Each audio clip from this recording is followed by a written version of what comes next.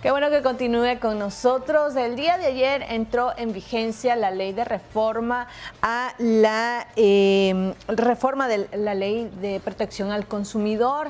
Una reforma que despertó suspicacia por parte de la banca privada nacional, que advirtió a los diputados en su momento que de aprobarse y aplicarse tal cual estaba la propuesta, podría generar o vendría a generar, propiciar el lavado de dinero en nuestro país, así como también que esta propuesta de reforma interviene en o en la libertad que tienen estas entidades financieras de contratar o de sostener un contrato con cualquier ciudadano. Para hablar acerca de las repercusiones y qué tanta incidencia tiene en la vida diaria de los nicaragüenses, se encuentran conmigo ya dos personas con quienes vamos a estar discutiendo este tema. Se trata de Juan Carlos López, especialista en ley de defensa del consumidor, y Luis Núñez, abogado y economista. Bienvenidos a ambos. Gracias por estar aquí en Acción 10 en la mañana. Me gustaría que ambos me dieran sus perspectivas. ¿Por qué esta reforma ha despertado la suspicacia o ha despertado la inquietud por parte de las entidades financieras, y al tal punto que se hayan pronunciado a través de una carta pública? Bueno, pero yo quiero comenzar más bien con una pregunta. ¿Realmente en qué beneficia esta ley a los consumidores nicaragüenses? En términos generales, ¿cuál es la ganancia neta que tenemos? Por lo menos los problemas de consumidores con relación a la banca no están en esta ley. Aquí hay muchos problemas con la banca, efectivamente, que tienen que ser abordados, ¿verdad? Realmente de una manera mucho más profesional. En este caso solamente se regulan algunos aspectos que difícilmente podrían cumplirse por parte de la banca. Muy difícil, tomando en cuenta todos los candados que existen, por ejemplo, en cuanto al lavado de dinero, la prevención del financiamiento del terrorismo. Es decir, todo eso no va a ser evadido, no puede ser evadido tan fácilmente, ¿verdad? Lo que esto está creando realmente es un enorme estrés al sistema financiero. No sé cuál será la intención ya detrás de eso, el gobierno sabrá qué es lo que está haciendo. Lo que a mí me parece también un aspecto sí que es inconstitucional es que, aparte de la ley misma, es también el caso del Banco Central. A mí me preocupa el caso del Banco Central porque se está otorgando una facultad que el Banco Central no tiene por ley. Y la ley de bancos dice que, la ley del Banco Central, la ley orgánica del Banco Central establece cuáles son las funciones de esta entidad financiera, y en ninguna parte dice que sea regulador. ¿Qué significa ser regulador? Bueno, que cuando hay problemas, entonces el Banco Central va a actuar como mediador, como árbitro o como tribunal. Esa no es una función de la banca central. La banca central tiene claramente definidas sus funciones, y la ley al final del artículo 5 lo dice claramente. El Banco Central no puede hacer nada que no esté contenido en esta ley. Y al regular la vía de hecho, porque la ley no la reforma, no hay ninguna reforma a la ley orgánica del Banco Central, por lo menos en este proyecto, no se menciona eso. Es decir, se está reformando la ley, ¿verdad?, sin reformarla. Es decir, no se está, y no sé si el reglamento lo va a decir, pero ya eso ya va a ser, obviamente, ya tenemos suficiente precedente. Pero lo delicado de esto es que se quiera llevar a la banca privada nacional a romper realmente con toda esa normativa. Solo para poner antecedentes rápido, el Grupo de Acción Financiera, que es lo que controla todo lo que tiene que ver con la banca internacional, lavado de dinero, etcétera, apenas hace tal vez un poco menos de 20 años estableció 10 recomendaciones.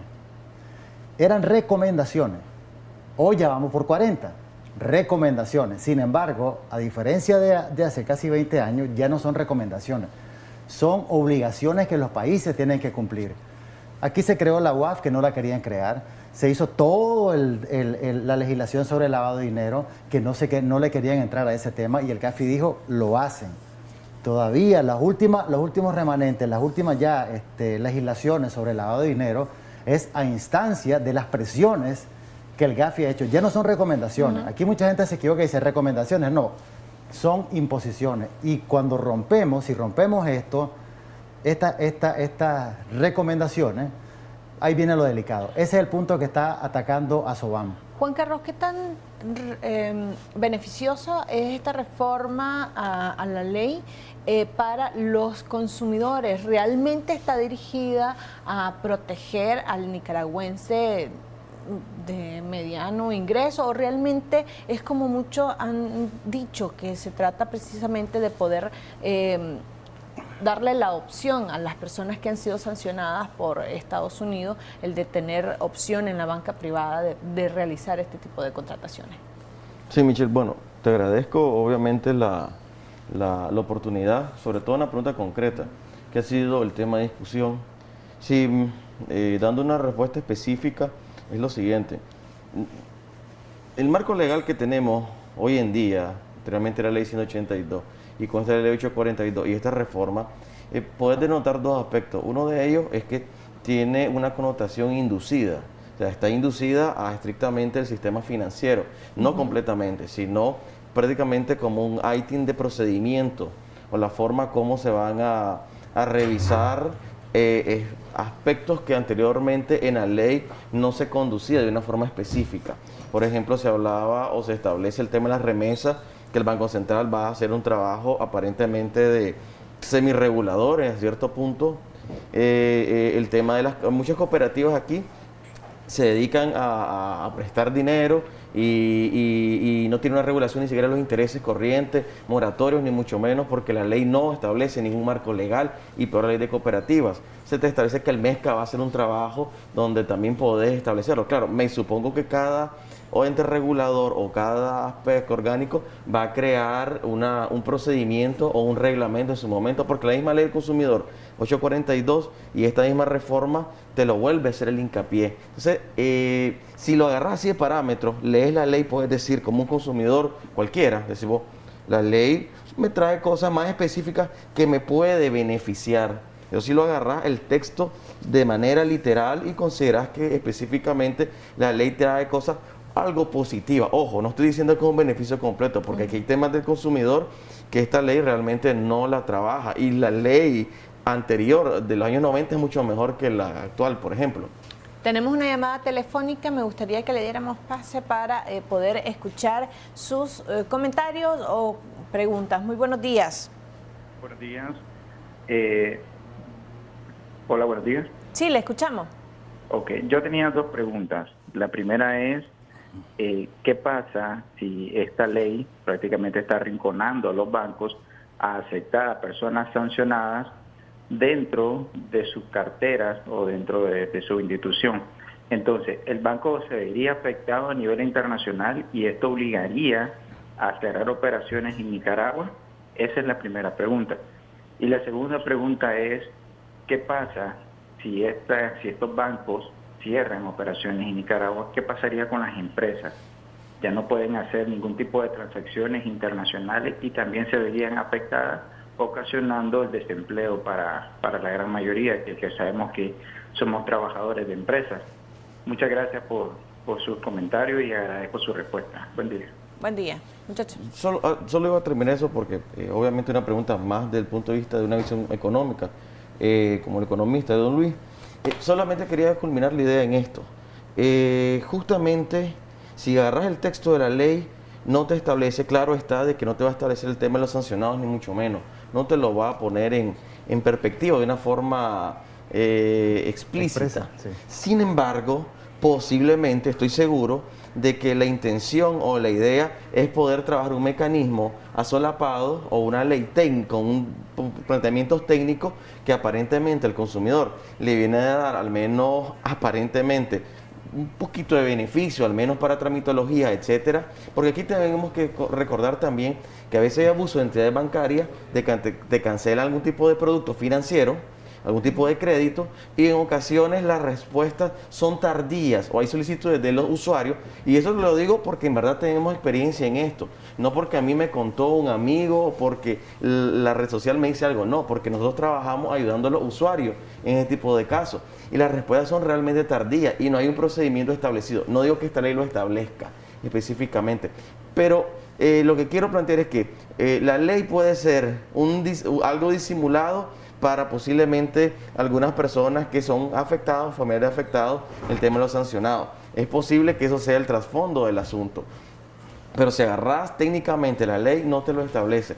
Lo que sí también quiero recalcar, que en ningún aspecto de la ley te habla de una obligatoriedad del banco a contratar. Te dice de que tiene la posibilidad de emitir una respuesta legal, si administrativa o cualquiera que sea. Pero también habla de que la persona, si no está de acuerdo con esta resolución del banco, puede ir a las entidades que ha dicho la ley o interponer una especie de queja, y dependerá del Banco Central o de estas otras instituciones si te manda al banco a rehacer el contrato. Esas son las especificidades que hay en la ley que podría prestarse a discrecionalidades. Luis, tal vez que respondemos a la llamada anterior. Sí, mira,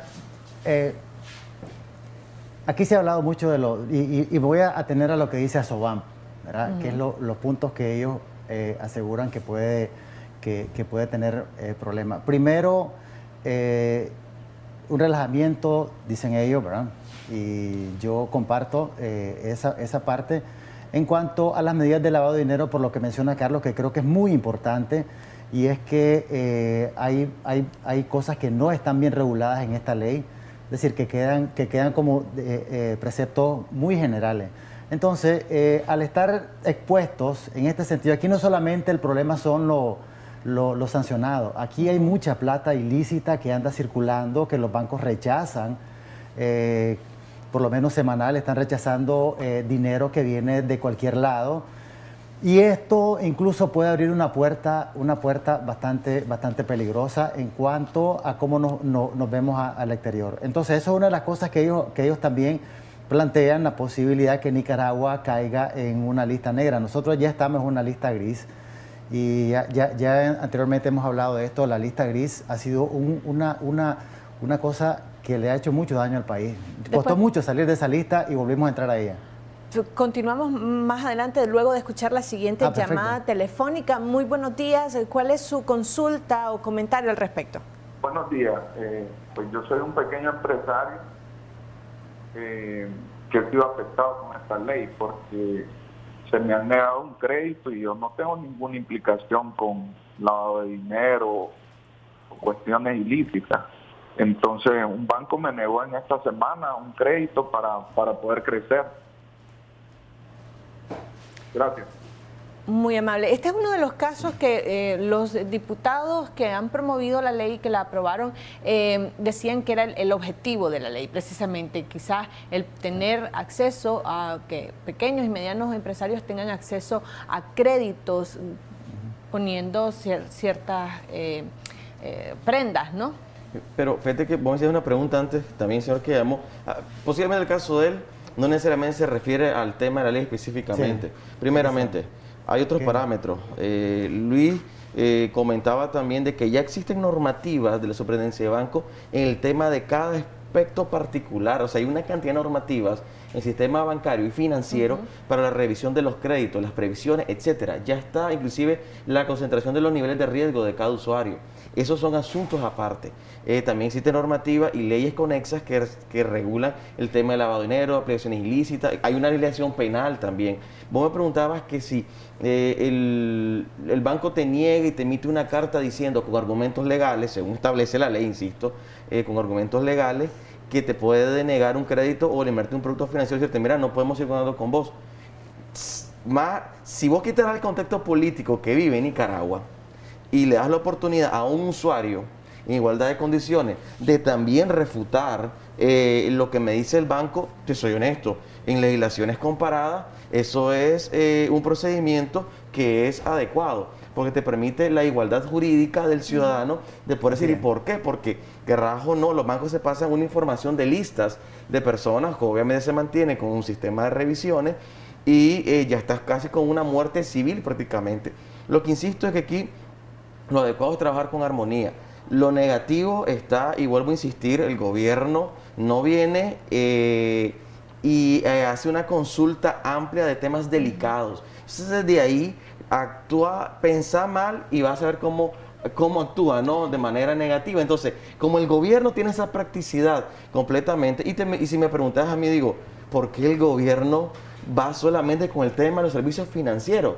Cuando hay otros temas de derecho cantidad y defensa del consumidor Obviamente. que también son importantes. El tema, por ejemplo, de los impuestos, que no se ha querido retroceder para mejorar el tema de la economía. Sí. Hay una pregunta que quedó pendiente y Claro. es el hecho de qué sucede si los bancos empiezan a Cerrar, prestar o bueno, a cerrar o prestar los servicios a los funcionarios que están siendo sancionados o que han sido sancionados por el gobierno de Estados Unidos.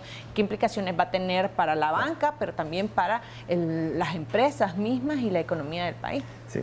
Mira, entonces siguiendo en esto, te decía que, por ejemplo, costó mucho esfuerzo salir de la lista gris, ¿verdad? Es decir, de esta lista que establece el GAFI, aquellos países que sospechosos, digamos, de lavar dinero, etcétera.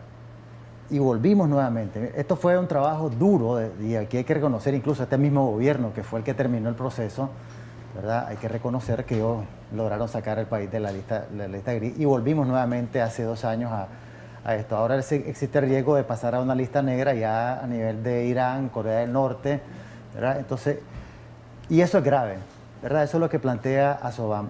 Lo que mencionaba Carlos creo que es muy, muy puntual aquí. Realmente los mecanismos, por ejemplo, hacer más expeditos los reclamos a los bancos está correcto.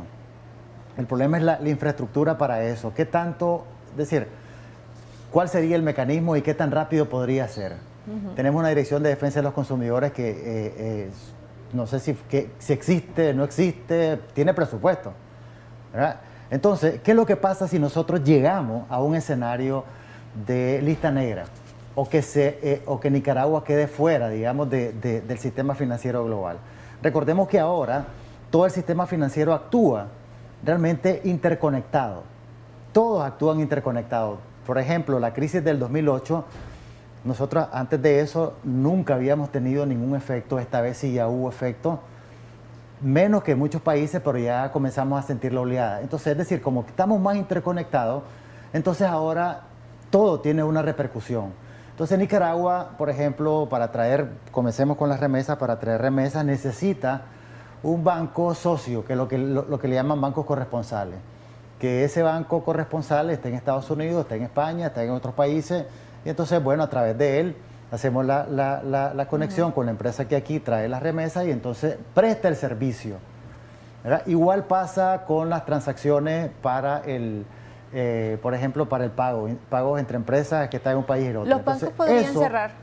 Entonces, cuando ya se da una situación que el GAFI tira ya una luz roja para Nicaragua, entonces esta gente comienza a tomar decisiones, ¿verdad? Comienzan a tomar decisiones en cuanto a la relación. La pregunta es, ¿qué tipo de decisiones cuando entras a esta lista? ¿Empezás a retirar tus corresponsalías en la nación? Así ¿Esto implicaría cierre de la banca o encarecimiento, ¿verdad? Porque cierre o encarecimiento del servicio. Es decir, bueno, yo tengo un riesgo enorme con ustedes, pero no llegamos a niveles de terrorismo, por ejemplo, de otros países. Ok, perfecto, pero vamos a tener...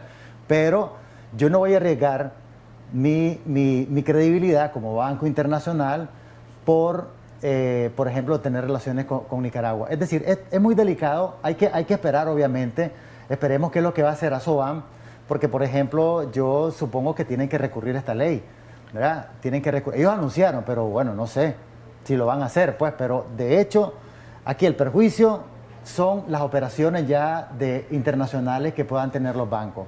Ahora, recordemos que los bancos tienen también representaciones regionales. Y Juan Carlos, ya es delicado.